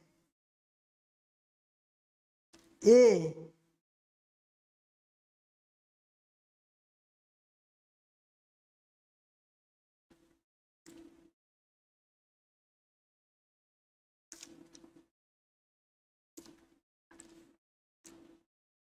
देखिए अगर बात करेंगे क्षोभ मंडल, यानी क्षोभ मंडल कौन सा, ये पहला मंडल हो जाता है, यानी क्षोभ मंडल ये पहला मंडल हो जाता है। फिर समताप मंडल ये दूसरा, पृथ्वी से क्रम के ये तीसरा, और ये चौथा। इस तरीके से जो ऑप्शन नंबर सी आपका कैसा होता है, सही आंसर होता है। चलते हैं आगे की और। देखिए समताप को जेट विमानों की उड़ान के लिए आदर्श माना जाता है, क्यों, क्यों माना जाता है। समताप को क्या कहते हैं, समताप मंडल को कहते हैं स्ट्रेटोस्फीयर, क्या कहते हैं, स्ट्रेटोस्फीयर कहते हैं। समताप मंडल को स्ट्रेटोस्फीयर के नाम से भी जाना जाता है। इस परत में उपस्थित ओजोन के कारण ईंधन की खपत कम होती है, क्या ये स्टेटमेंट सही है। या इस परत में तापमान सम रहता है, जो इंजन की दक्षता के लिए अनुकूल परिस्थितियां बनाए रखता है। तो इसका आंसर दीजिए क्या होगा।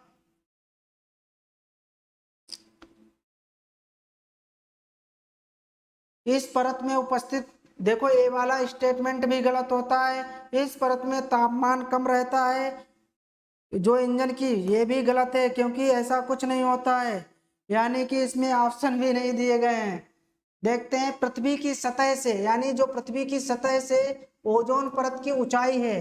बहुत ही सुंदर क्वेश्चन है। यानी जो ओजोन है, ओजोन परत है, जो ओजोन परत है ये कौन से मंडल में है, तो आपका जवाब होगा ये सर है कौन से, स्ट्रेटोस्फीयर में है। यानी ये समताप मंडल में पाई जाती है क्या, ओजोन परत। तो पूछ रहा है इसकी ऊंचाई कितनी है, बताइए इसका जवाब क्या हो सकता है 22 का। तो कितनी ऊंचाई है, 15 से 20 किलोमीटर, यानी 15 से 20 किलोमीटर इसकी ऊंचाई है ओजोन परत की। बात करेंगे रेडियो तरंगे, यानी जो रेडियो तरंगों के विक्षेपण के लिए वायुमंडल के निम्नलिखित स्तरों में से कौन सा स्तर उत्तरदायी है। यानी जो रेडियो तरंगे हैं उसके लिए कौन सा तो देखिए क्षोभ मंडल नहीं होगा ना, नहीं होगा। समताप मंडल भी नहीं होगा। आप लोग इसमें से दो में से आंसर दीजिए, कौन सा इसका आंसर सही हो सकता है। अब तो दीजिए अमित का बी। अमित बी नहीं होगा बच्चा, बी नहीं होगा। आप इसका आंसर दीजिए। देखिए मध्य मंडल को क्या कहते हैं, मीजोस्फीयर, यानी इसको कहते हैं मीसोस्फीयर, इंग्लिश में कहते हैं मीसोस्फीयर, लिखा भी तो है। यानी ऑप्शन नंबर डी आयन मंडल में, यानी आयन मंडल में क्या होता है, रेडियो तरंगे, यानी कि जो भी सैटेलाइट वगैरह होती है इस मंडल में लगाई जाती हैं। तो रेडियो, ये सही होगा। चलते हैं अगले क्वेश्चन की ओर। देखिए वायुमंडल की कौन सी परत दूर संचार प्रणाली के लिए प्रयोग में आती है। तो बताइए क्षोभ मंडल या ताप मंडल या समताप मंडल या आयन मंडल। वही क्वेश्चन है, वही क्वेश्चन है, बस क्वेश्चन की दिशा और दशा बदल दी गई है, दिशा और दशा बदल दी गई है। आप आंसर दीजिए। पिछला वाला क्वेश्चन देखिए, देखिए पिछला वाला, आयन मंडल रेडियो से रिलेटेड हो जाता है, आयन मंडल रेडियो से रिलेटेड हो जाता है। तो दूर संचार किससे रिलेटेड होगा, दूर संचार भी तो भैया आयन मंडल से ही रिलेटेड होगा। यानी ऑप्शन नंबर डी होता है करेक्ट, ऑप्शन नंबर डी बिल्कुल होता है करेक्ट। ऑप्शन नंबर समताप मंडल नहीं, समताप मंडल क्यों नहीं होगा, इस मंडल में वायुयान, यानी जो वायुयान होते हैं इनको उड़ाया जाता है। वायुयानों को उड़ाने के लिए समताप मंडल सबसे अच्छा मंडल माना जाता है। बात करेंगे क्षोभ मंडल की, इस मंडल में मौसमी, यानी मौसम से रिलेटेड जितनी भी घटनाएं होती हैं, मौसम से रिलेटेड जितनी भी घटनाएं होती हैं वो कहाँ होती हैं, वो होती हैं क्षोभ मंडल में। चलते हैं अगले क्वेश्चन की ओर। नेहा बिल्कुल बच्चा सही जा रहे हो, डी ऑप्शन।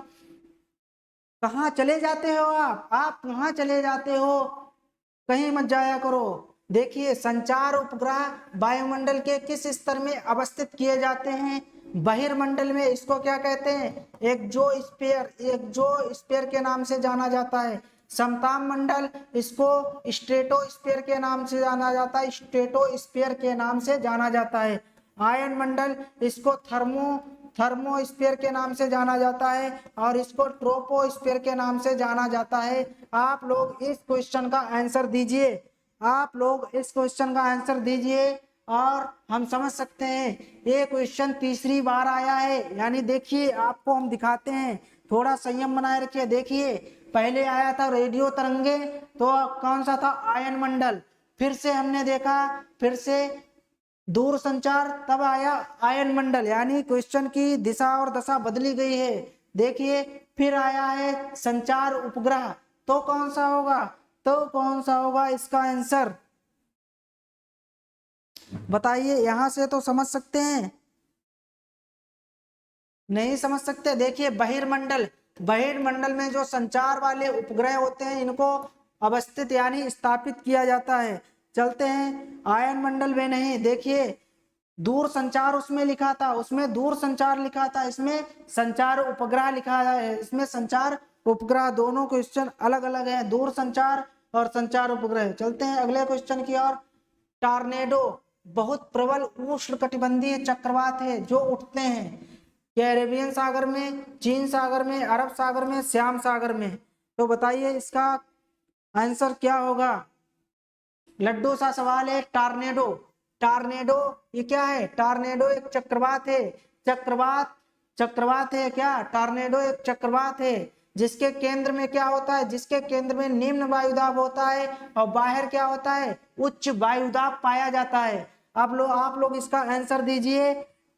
चक्रवात के केंद्र में निम्न वायुदाब और बाहर की तरफ उच्च वायुदाब पाया जाता है। इसका आंसर क्या होगा 26 का, 26 का डी जवाब दिया है। श्याम सागर, श्याम सागर नहीं नहीं नहीं, यानी आपने नहीं, इसका आंसर नहीं होगा डी। इसका ऑप्शन कौन सा होगा, कैरेबियन सागर। कैरेबियन सागर में टॉर्नेडो चक्रवात आते हैं। और एक बात ध्यान कर लीजिए, जो यूपी टेट का पेपर है, यूपी टीईटी का पेपर है, उसमें आएगा कि चक्रवातों का जो दाब क्रम होता है वो कैसा होता है।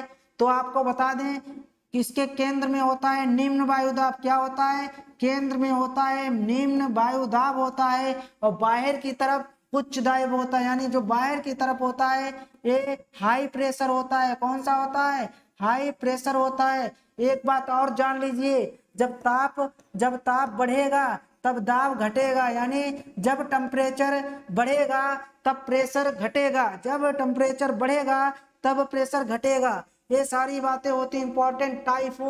टाइफून नामक चक्रवात से निम्नलिखित में से कौन से क्षेत्र अधिक प्रभावित होते हैं? किस देश में टाइफून चक्रवात आता है? ऐसी कौन सी कंट्री है जिसमें टाइफून चक्रवात आता है? क्या ऑस्ट्रेलिया में आता है, चीन में आता है, एशिया में आता है या अमेरिका में आता है? आप लोग इसका आंसर दे सकते हैं और वो भी बिल्कुल सही। तो आप लोग सब लोग होशियार हैं, सब जानते हैं किस तरफ जा सकता है आंसर, किस तरफ आंसर जा सकता है इसका। कोई बच्चा जवाब देगा 27 का? देखिए चीन सागर, यानी चीन सागर होगा एकदम करेक्ट आंसर, क्योंकि जो टाइफून चक्रवात है वो कहाँ आता है? चीन में, यानी चीन सागर में आता है। चलते हैं अगले क्वेश्चन की ओर। यानी देखिए सूची है, ये चक्रवात दिए गए हैं, ये चक्रवात दिए गए हैं, आप लोगों को नहीं दिख रहे होंगे। देखिए ऑस्ट्रेलिया हरिकेन, चीन बिलीबिली, भारत टाइफून और संयुक्त राज्य अमेरिका चक्रवात। इसका आंसर क्या हो सकता है? सभी लोग कमेंट बॉक्स में सही से ऑप्शन को सजा करके भेजिए। 28 का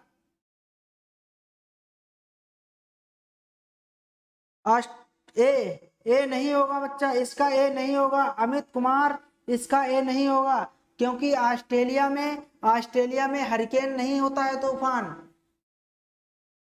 यहां से एलिमिनेशन रूल लगाइए, एलिमिनेट करिए, आपका आंसर आ जाएगा। जैसे कि भारत में क्या कहते हैं? भारत में चक्रवातों को क्या किस नाम से जाना जाता है? बताइए आप। ए नहीं होगा। भारत को पकड़िए पहले, भारत को, आप लोग आंसर लगा देंगे। भारत को चक्रवात को किस नाम से जाने जाते हैं? तो सब लोग जानते हैं कि भारत को चक्रवात के नाम से जाना जाता है। अब देखिए सी का चौथा, यानी ऑप्शन दूसरे में मिल रहा है। अब देख लीजिए, क्या पहले में तो चौथे में तो ऐसा नहीं है? तो देखिए इसमें भी नहीं है, तो ये भी ऑप्शन क्या होता है? गलत होता है। इसमें भी चौथा नहीं है, यानी सी का चौथा नहीं है, इसमें भी नहीं है, तो इसका option number B will be correct answer. C नहीं होगा। क्यों नहीं होगा? देखिए आप, ऑस्ट्रेलिया बिलीबिली, ऑस्ट्रेलिया में कौन सा आता है? बिली आता है। चीन में कौन सा आता है? हमने पिछले वाले क्वेश्चन में बताया था कि चीन में आता है टाइफून, बताया था ना, चीन सागर में टाइफून चक्रवात आता है।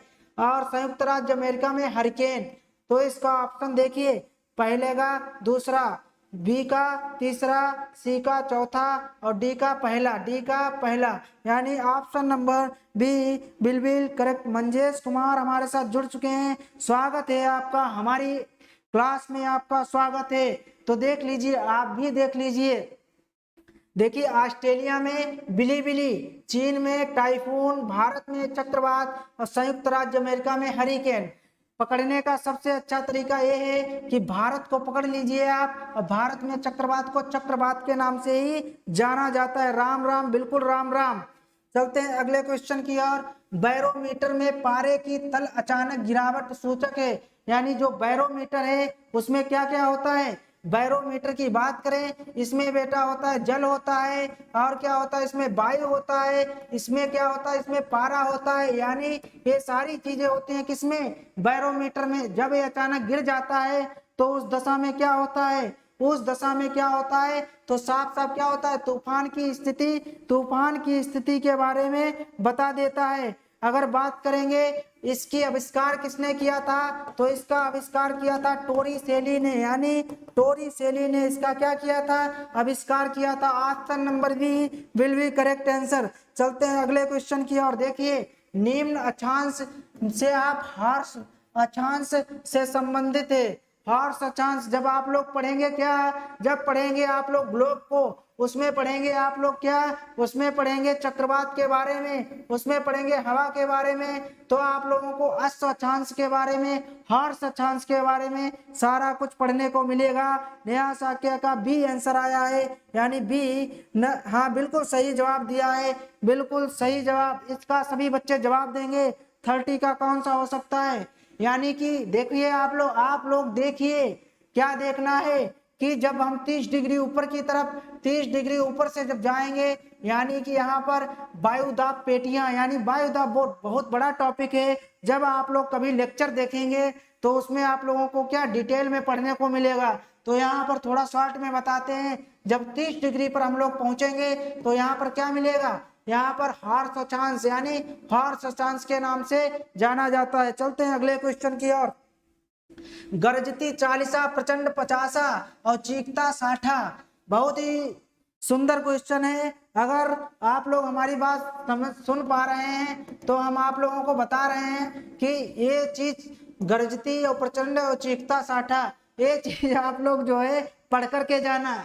क्या समुद्री तूफान है, या दक्षिणी गोलार्धों में पश्चिमी पवने हैं, या उत्तरी गोलार्धों में पश्चिमी पवने हैं, या प्रशांत महासागरीय धाराएं हैं। तो हम जब पवन, यानी जब हम लोग पवनों के बारे में पढ़ेंगे तो ये चीजें हम लोगों को पढ़ने को मिलेंगी, यानी पवनों के बारे में पढ़ेंगे। तो आप लोग इसका आंसर दीजिए कि दक्षिणी गोलार्ध में, यानी दक्षिणी गोलार्ध बोले तो इस वाले गोलार्ध में, यानी साउथ वाले गोलार्ध में जो ये गरजती 40, प्रचंड 50 और चीखता 60 चलता है, यानी जो पवनें चलती हैं वहां पर उनको क्या कहते हैं, यानी ये कौन से गोलार्ध में चलती हैं, तो दक्षिणी पश्चिमी गोलार्ध में, यानी कि इस वाले गोलार्ध से इस वाले गोलार्ध में जो पवनें चलती हैं उनका नाम क्या है, गरजती 40 है, प्रचंड 50 है, चीखता 60 है।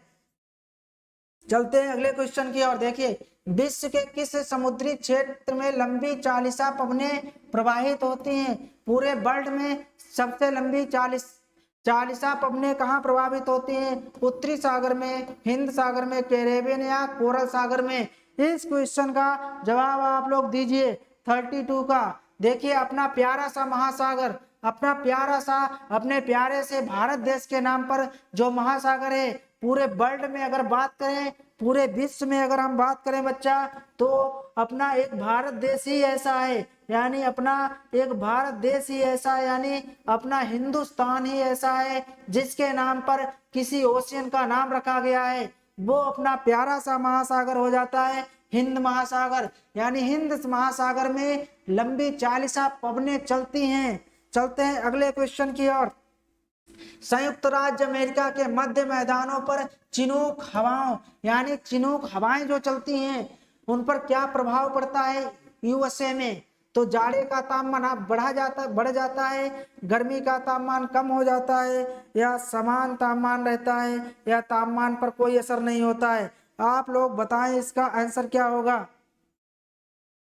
जब हवाएं चलेगी तो प्रभाव क्या होगा, आप लोग थोड़ा सेंस लगाइए। जब हवाएं चलेंगी तो क्या होगा, जब चिनुक हवाएं चलेंगी, हवाएं कहां से चलेंगी, समुद्र की तरफ से ना, तो बताइए क्या होगा।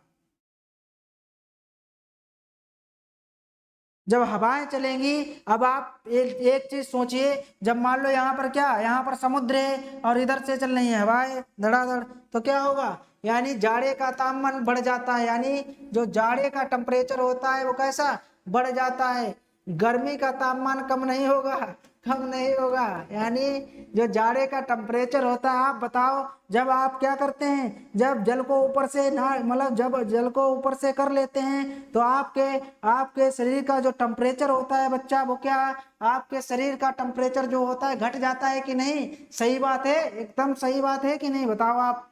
तो यही बात है, यानी आप लोग सोच समझ के आंसर दीजिए। कौन एक स्थानीय पवन है, चीन की है, कोरिया की है, जापान की है, या स्विट्जरलैंड की है।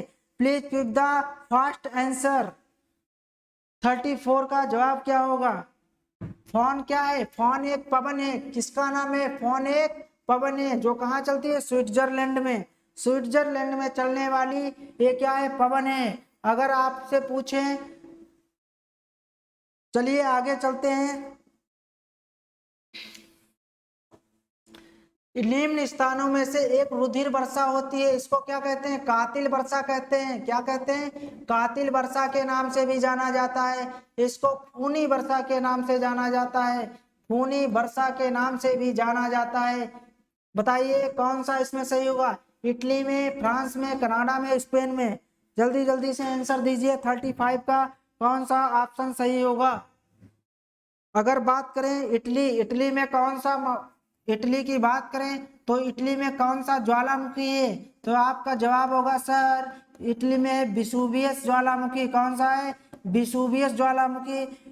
और हम आपसे पूछें इटली में और कौन सा ज्वालामुखी है, तो आप बताएंगे सर इटली में एटना, एटना क्या है? ज्वालामुखी है।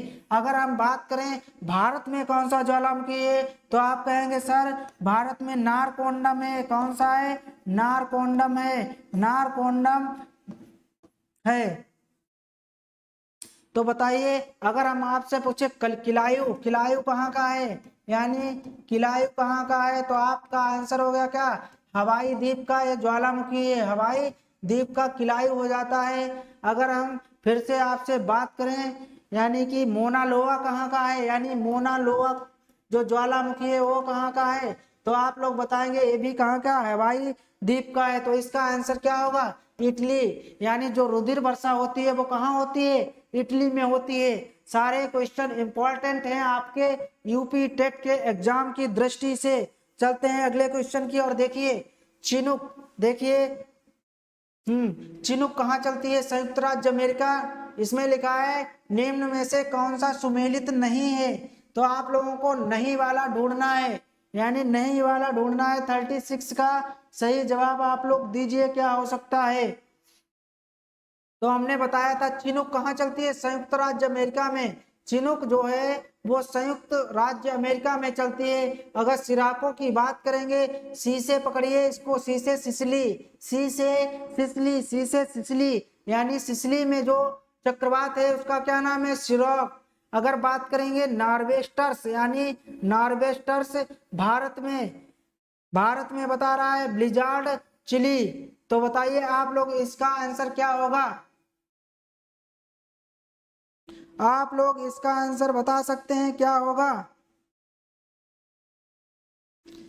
ऑप्शन दीजिए, जल्दी जल्दी से ऑप्शन दीजिए, फिर हम आप लोगों को बताएं।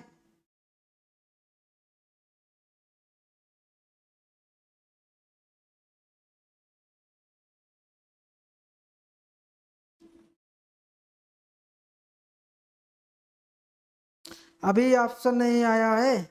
चलिए देखिए, ब्लिजार्ड की बात करें, यानी ब्लिजार्ड जो है इसका गलत होगा, यानी ब्लिजार्ड में ये नहीं चलता है। अगर यहाँ पर हम एक दूसरा क्वेश्चन आपको बताएं कि चिली में कौन सा, चिली में कौन सा ज्वालामुखी आता है, तो आप लोगों का आंसर क्या होना चाहिए? बिल्ला टीका। बिल्ला टीका जो ज्वालामुखी कहाँ का है, तो बिल्ला टीका ज्वालामुखी ये चिली का है, ये ऑप्शन होता है। चलते हैं आगे की ओर। पृथ्वी की सतह का वह भाग जो पानी से क्या ढका है लगभग है, आपको बता दें हमारी जो पृथ्वी है, हमारे ग्लोब है, उस पे 71% क्या है? 71% जल है, यानी जल है कितना? 71%, जिसमें से 29% क्या है? स्थल है, यानी कि स्थल कितना है? 29% पृथ्वी पर क्या है? स्थल है। अगर 2.5% की बात करें तो ये 2.5% पीने योग्य जल है, 2.5% पीने योग्य जल है। जिसमें से 1.5% की बात करें तो ये 1.5% जल जो है बेटा वो बर्फ के रूप में, बर्फ के रूप में क्या जमा हुआ है। अगर 1% की बात करें तो 1% ये जल तालाब और झीलों से, वो सॉरी तालाबों से हमको यानी जमीन मृदा से प्राप्त होता है, जो मीठा जल होता है, यानी पीने योग्य जल होता है। तो सारे क्वेश्चन इंपॉर्टेंट होते हैं। बताइए कितना है? आप लोग बता सकते हैं? अब तो बता सकते हैं, सब लोग जानते हैं क्या 1/4 होता है? नहीं नहीं, तीसरा पांचवा नहीं, नहीं नहीं, बिल्कुल बच्चा कंफ्यूज नहीं होना है। आधा भी नहीं, 1/4 नहीं, हमने यहाँ पे लिखा है ना 71%, तो यानी 1/3, 1/3 पृथ्वी पर क्या है? जल है, 1/3 जल है। चलते हैं अगले क्वेश्चन की ओर। हमारे जलमंडल का सबसे बड़ा भाग कौन सा है? अटलांटिक महासागर, हिंद महासागर, प्रशांत महासागर, और अंटार्कटिक महासागर। बताइए आप लोग इसका आंसर बता दीजिए फटाक से।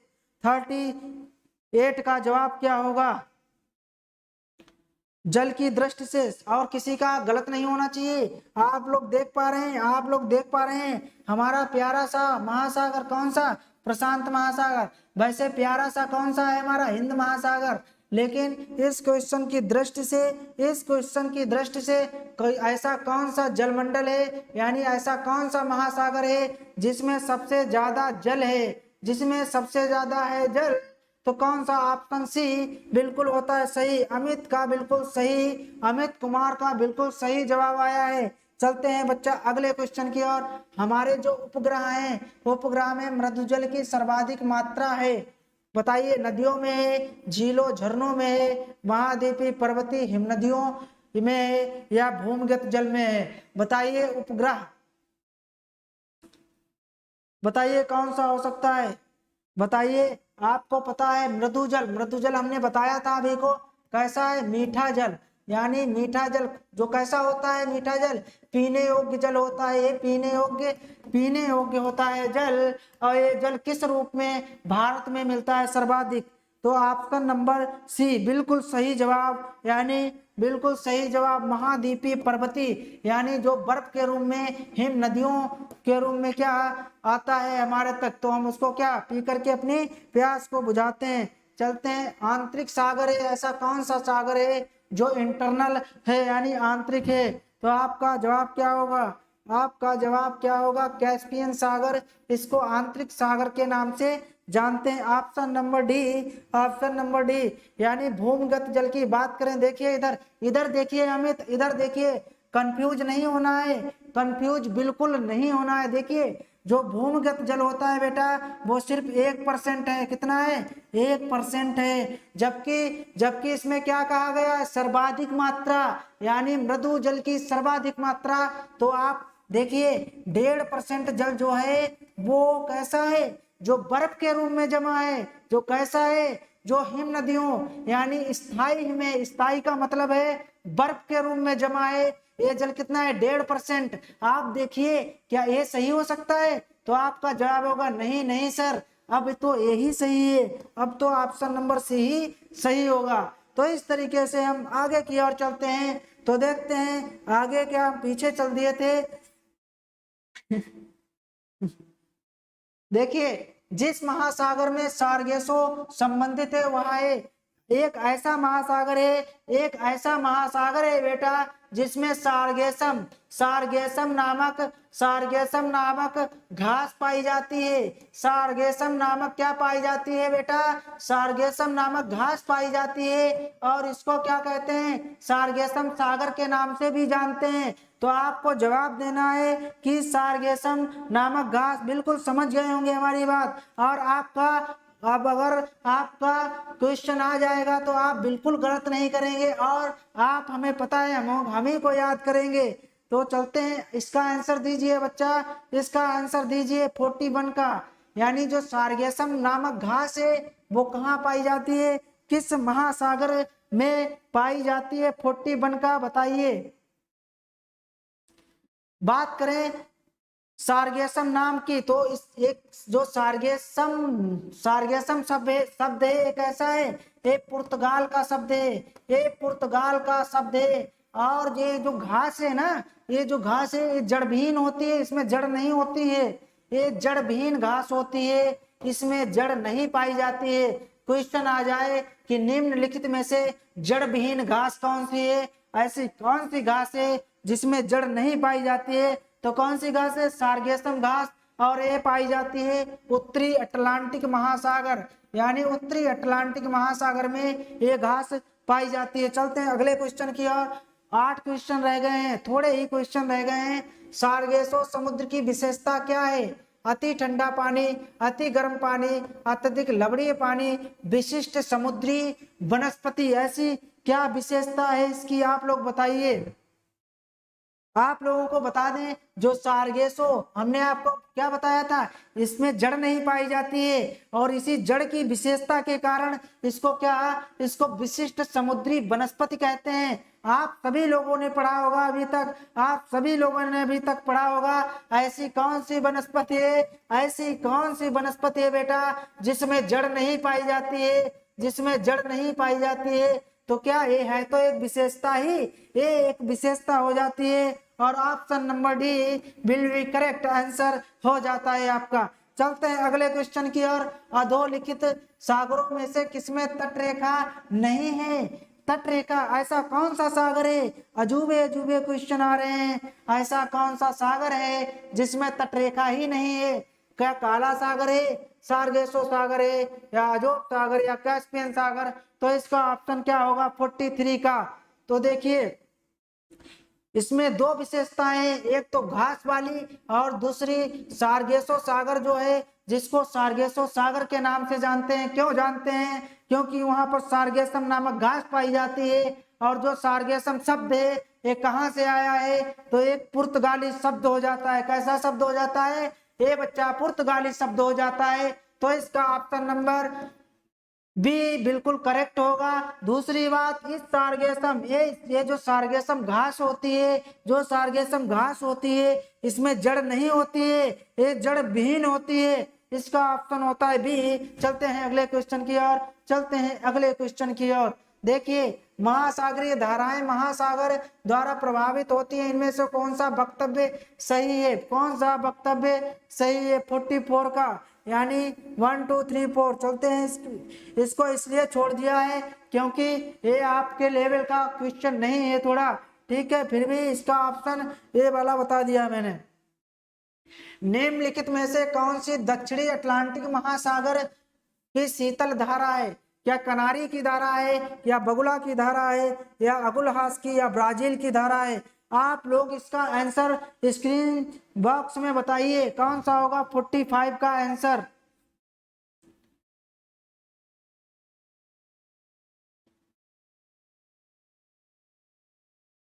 देखिए कनारी की बात करें तो ये कहाँ चलती है? कनारी चलती है।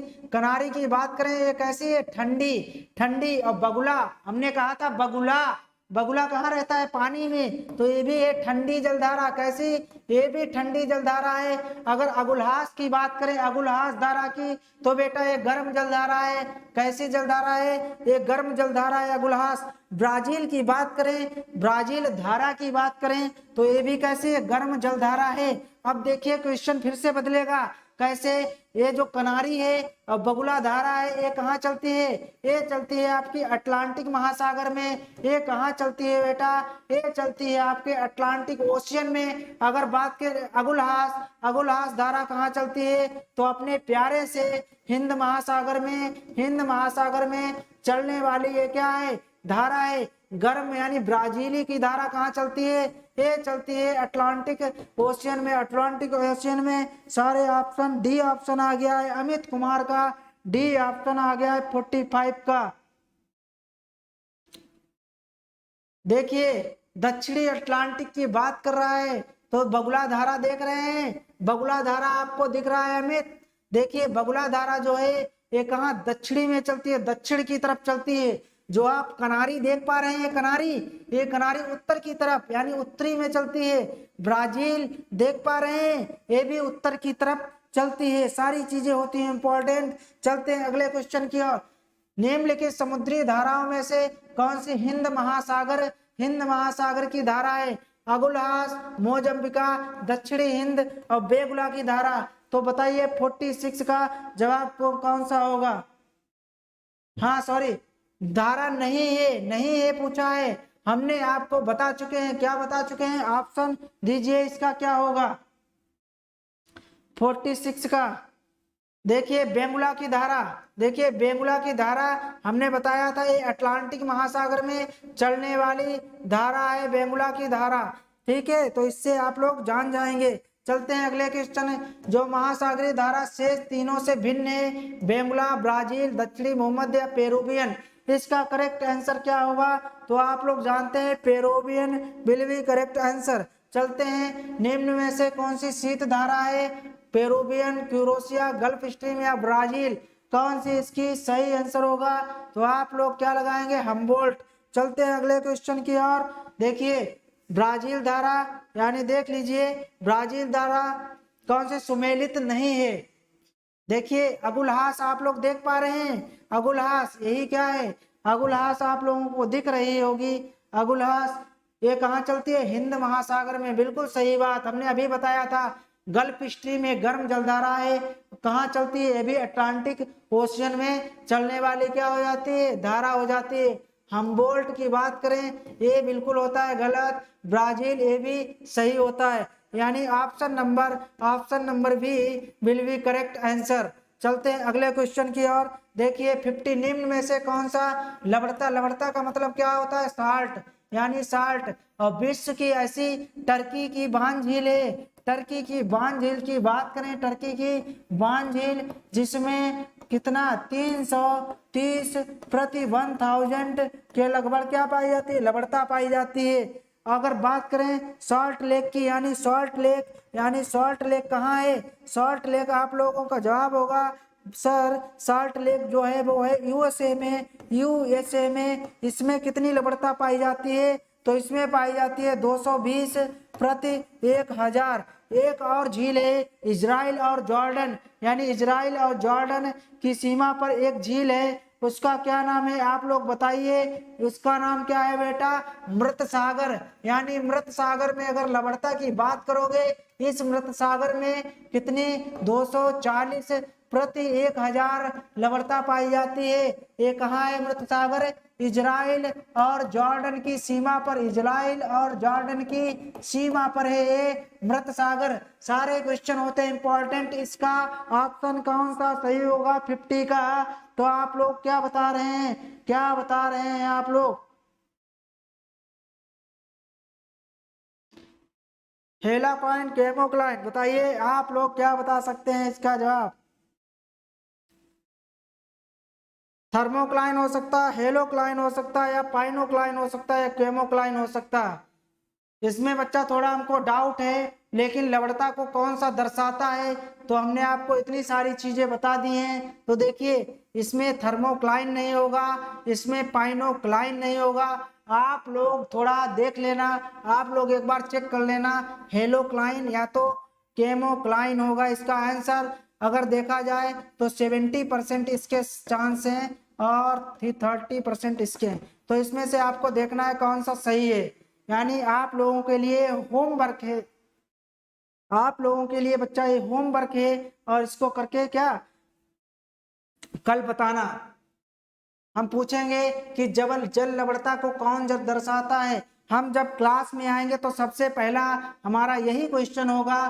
कौन सा? ए वाला क्वेश्चन हम रखेंगे, और अमित कुमार इसका आंसर देंगे, नेहा साक्य इसका आंसर देंगे, और जितने भी प्रिय साथी हमारे जुड़े हुए हैं सारे लोग इसका आंसर देंगे। ठीक है, तब तक के लिए हम ये क्लास यहीं तक रखते हैं, और आप लोग अपना ख्याल रखना, और इसी जोश और उत्साह के साथ क्लास करते रहना। और हम फिर से आप लोगों के साथ मिलेंगे, कल फिर से मिलेंगे 10 बजे। यानी हमारी क्लास डेली कितने बजे होती है? हमारी क्लास डेली 10 बजे PM पर हमारी क्लास डेली होती है, लेकिन आज कुछ टेक्निकल इश्यूज हो जाने के कारण कुछ देर हो गई थी।